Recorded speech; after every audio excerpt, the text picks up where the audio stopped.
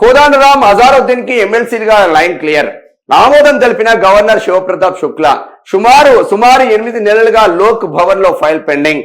అజారుద్దీన్ మంత్రి పదవికి ఇంకా 5 రోజుల డెడ్ లైన్. ఈలోగా గవర్నర్ నిర్ణయంతో పదవి సేఫ్. ఇక్కడ మొన్ననే అంటే లాస్ట్ వీక్ ముఖ్యమంత్రి రేవంత్ రెడ్డి ఇక్కడ గవర్నర్ శివప్రతాప్ శుక్లాని కలిసి విజ్ఞప్తి చేసిన విషయం అందరికీ తెలిసిందే. దాంతో ఈ పాజిటివ్ వైబ్స్ వచ్చిన విషయం అందరికీ తెలిసిందే. మరి నిజంగానే కాంగ్రెస్ కు భారతీయ జనతా పార్టీకి లోపాయకారు ఒప్పందాలు లేకపోతే ఇటువంటివి వచ్చునా అని బీఆర్ఎస్ వాళ్ళు ఇక్కడ చేస్తూ ఉన్నారు. చూడాలి మరి, అది కూడా నిజమే. వీళ్ళకైతే లైన్ క్లియర్ అయిందా, పదవి అయితే సేఫ్లోకి వచ్చేసింది. గవర్నర్ కోట ఎమ్మెల్సీలుగా ప్రొఫెసర్ కోదండరాం, మొహమ్మద్ అజారుద్దీన్ ఎంపిక ఎట్టకేలకు పూర్తయింది. సుమారు 8 నెలలుగా లోక్ భవన్ లో పెండింగ్ లో ఉన్న ఫైల్ ను గవర్నర్ శివప్రతాప్ శుక్లా శనివారం ఆమోదం తెలిపారు. చట్టసభలకు ప్రాతినిధ్యం లేకుండానే అజారుద్దీన్ మంత్రిగా ఆ బాధ్యతలు చేపట్టారు. ఆయన మంత్రిగా ప్రమాణ స్వీకారం చేసి ఈ నెల 30వ తేదీ నాటికి 6 నెలలు పూర్తి కానుంది. ఈలోగా అజారుద్దీన్ ఎమ్మెల్సీ పదవిపై గవర్నర్ నిర్ణయం తీసుకోకపోతే ఆయన తన మంత్రి పదవికి రాజీనామా చేయాల్సి వచ్చేది. డెడ్ లైన్ కు మరో 5 రోజుల ముందే గవర్నర్ ఆమోద ముద్ర వేయడంతో ఇటు ప్రభుత్వం అటు కాంగ్రెస్ నాయకులు ఊపిరి పీల్చుకున్నారు. ఎవరి రాజకీయం వాడు చేస్తూ ఉన్నారు, ఎవరి రాజకీయం వాడు చేస్తూ ఉన్నారు.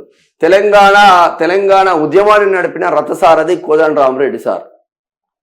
మరి ఆయన కాంగ్రెస్ కు ఎంత ప్లస్ అయిందో ఎలక్షన్ల ముందు అందరికీ తెలిసిందే. ఒక ఎమ్మెల్సీ కోసం ఇంత అవసరమా అన్నది ఇంకొక చర్చ జరుగుతుంది. ఎమ్మెల్సీ వచ్చింది కాబట్టి కోదండరాం సార్ కూడా ఏదైనా ఎడ్యుకేషన్ మినిస్టర్ ఇస్తే బాగుంటుంది అని ఇంకొక కోణం వినిపిస్తూ ఉంది. అఫ్ కోర్స్ రెడ్డి కావచ్చు, కాకపోతే తెలంగాణ ఉద్యమంలో కీలక పాత్ర పోషించాడు. అటువంటి వానికి వస్తే మంత్రి పదవి వస్తే తప్పేం లేదు. ఒకవేళ అజారుద్దీన్ మంత్రి పదవి కనుక అటు ఇటు అయితే నవీన్ యాదవ్ మంత్రివర్గంలోకి రాబోతున్నారని ఇంకొక చర్చ జరిగింది. హైదరాబాద్ నుంచి ప్రాతినిధ్యం లేదు, రంగారెడ్డి నుంచి ప్రాతినిధ్యం లేదు. సో బీసీ వర్గాలకు పెద్దపీట వేయాలంటే నవీన్ యాదవ్ అటువంటి యంగ్ స్టార్ ని మంత్రిగా తీసుకుంటే బాగుంటుందని ఇంకొక ప్రతిపాదన యాదవ సామాజిక వర్గం నుంచి వచ్చింది. ఉత్తరప్రదేశ్ మాజీ ముఖ్యమంత్రి అఖిలేష్ యాదవ్ ముఖ్యమంత్రి రేవంత్ రెడ్డికి ఫోన్ చేసినట్టు సమాచారం అందుతుంది.